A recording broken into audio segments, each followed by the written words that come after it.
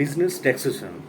Taxation as aspects of multinational corporates in India. So, foreign non resident business entities may have business activities in a variety of ways. In its simplest form, this can take the form of individual transactions in the nature of export or import of goods. So, lending or borrowing of money, scale of technical knows how to an Indian enterprise, a foreign airliner, touching an Indian airport, and booking cargo or passengers, etc. Various tax issues arising on accounts of such activities. The government want to encourage foreign enterprises to engage in certain types of business activities in India, which in its option it's desirable for achieving a balanced economic growth. This takes us to the last aspect of activities which enjoy tax incentives in India. So, objectives of international taxation. The main objectives of international taxations are the neutrality of equity. So, the tax neutrality, a neutrality tax is one of the would not influence any aspects of the investment decisions, such as the location of investment or the nationality or the investor.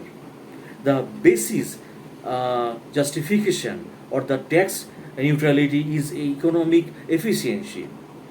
World welfare will be increased.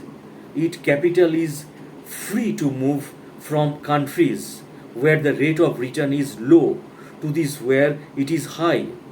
Therefore, if the tax systems distort the after tax profitability between two investments or between two investors leading to a different set of investments being undertaken, then gross world product will be reduced. So, double taxation relief.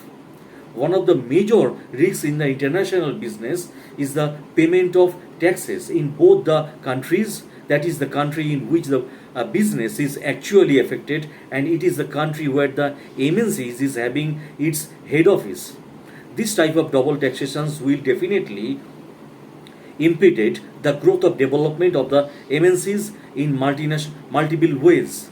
So the provisions are made to avoid the double taxations relief, I mean to say, between the two countries through two types of relief, namely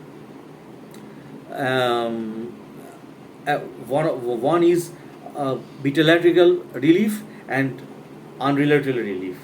So, 5 reasons that contribute to non-compliance with tax laws.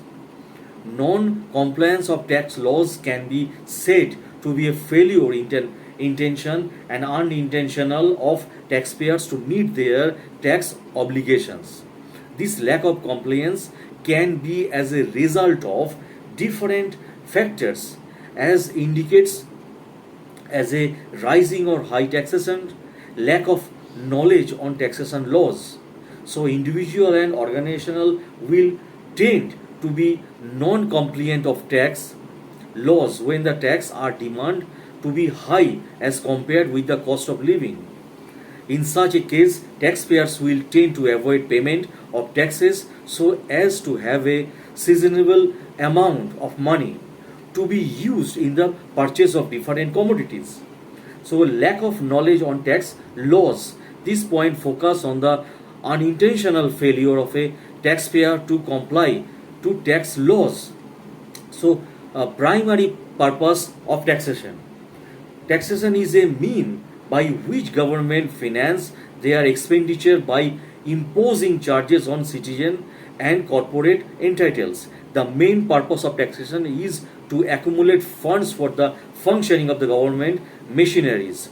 All governments in the world cannot run its administrative office without funds, and it has no such systems incorporate in itself to generate profit from its functioning.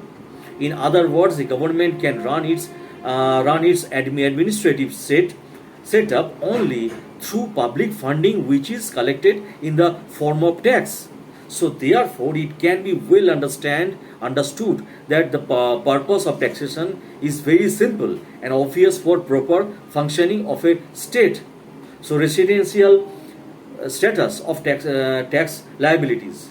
The scope of total income is determined on the basis of residential status on the assess. For the purpose of this act, there can be three residential status. Residential status is determined on the basis conditions and additional conditions. So resident is ordinary resident, resident but not ordinary resident, and non-resident. So residential status of an individuals. So an individual is said to be resident in India if he satisfies any one of the basis conditions and both of the additional conditions. So that's for the video.